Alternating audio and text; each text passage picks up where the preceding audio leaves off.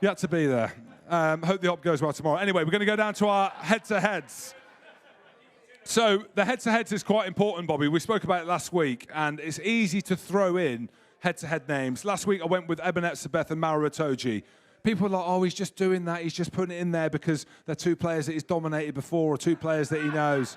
No, I'm not. Look at the game at the weekend. That was a good head-to-head at the weekend, weren't it, guys? Yeah. Maro gets absolutely monstered in the carry and then absolutely monsters Eben and basically wins the game. So you look at these two, for me, they set the bar in terms of physicality, but more in terms of the influence that they had on the game. Second rows generally have a big influence on the game, the line out, all these things. Two high-profile players, two legends of the game as well. So that's the head-to-head that I'm picking out. Bobby, I think we're going to go to yours next. We look at the number 8s. How important are these? Because there's a lot of talk in South Africa with Dwayne Vermeulen, being out. Jack Conan has been a revelation. You know, listen to his stuff. How important are the number 8s going into these games? I think they're incredibly important. You know, I think the number 8 for me is the sort of the link between the forwards and the backs very often. And Conan was very good. He was industrious. Contributions we talk about with loose forwards, and he was very, very smart about the way he carried the ball, but also the tackle and assisted tackle, carry and assisted carry, and he kept doing the extra work. So he's done very well. We saw Kwagga Smith, who was a bit of an experiment for Rassie Erasmus. He's a specialist sevens player. He has played for the Springboks before, not as much in the number 8 role. They were hoping that it was going to be a game where he would make an impact if the game opened up for speed. They've gone back with Jasper Wiese because I think they're going to be concentrating on carrying the ball, trying to break down and trying to wear down the Lions. Conan against Wiese. It's not often a number 8 plays against a number 8. 8 takes on the 7. You know, 7 takes on the 8, that kind of thing. But if these guys come up head-to-head, they'll be same size, big, strong guys trying to get momentum for their teams. Yeah, well, Jack Conan more carries than any player on tour, so he's worth his weight in gold. Goode, are you okay? Yeah, I just got my breath back. Yeah, just good. Yeah. Arms are pumped, though. Yeah, let's talk about the 10s. Your best placed. Dan Biggar is obviously fit to play. HIA at the weekend, trained Thursday, Friday. Gats, my mentor, tells me. Head-to-head.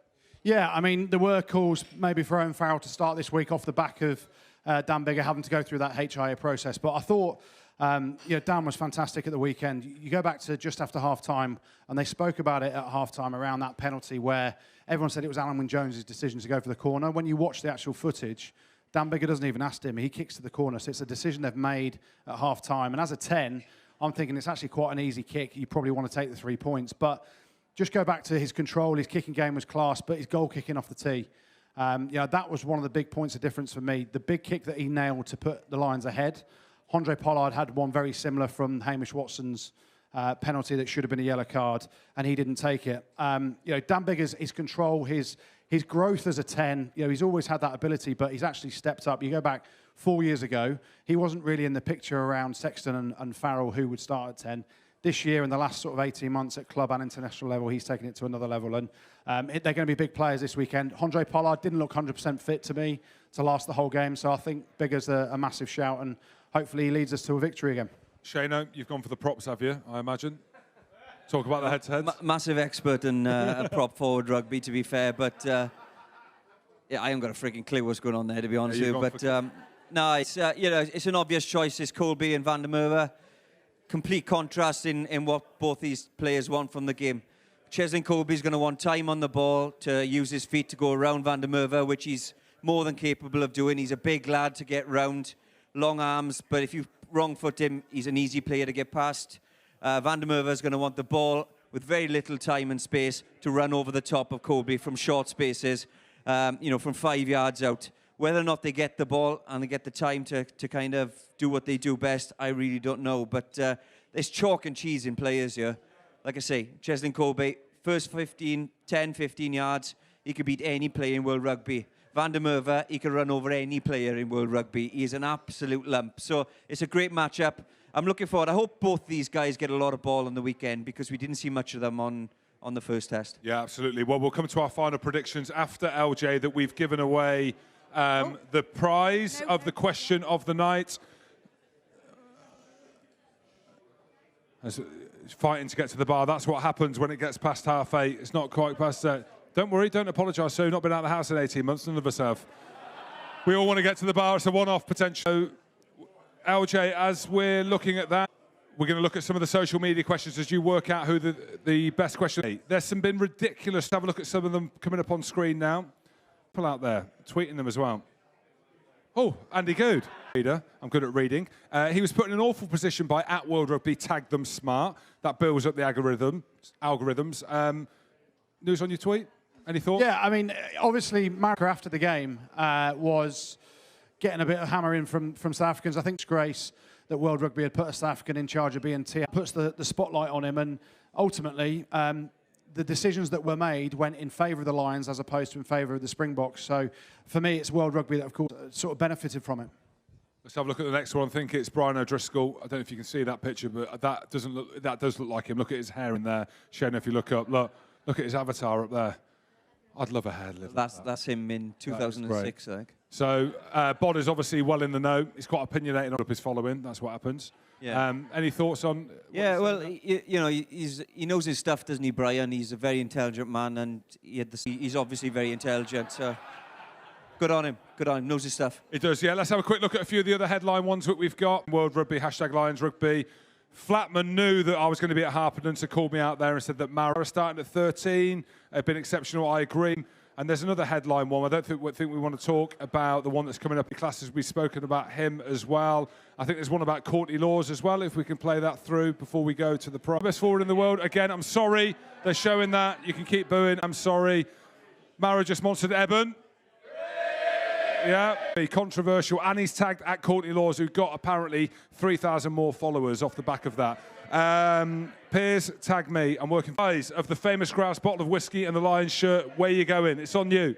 Well, before I give the prize away, I want to give a special mention to my pad there here this evening, and it is Shirley, who sat front and centre, septuagenarian, who is a massive Shane Williams fan. I don't know if you can see her, Director Kev.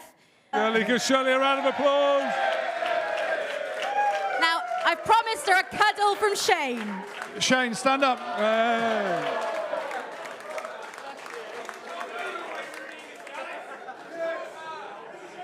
Now, I'm not going to give Shirley the whiskey, the real winner, because she got a hug from Shane. But to drown his sorrows when the Lions win the series 2-0 on Saturday, Reedy, you get the whiskey.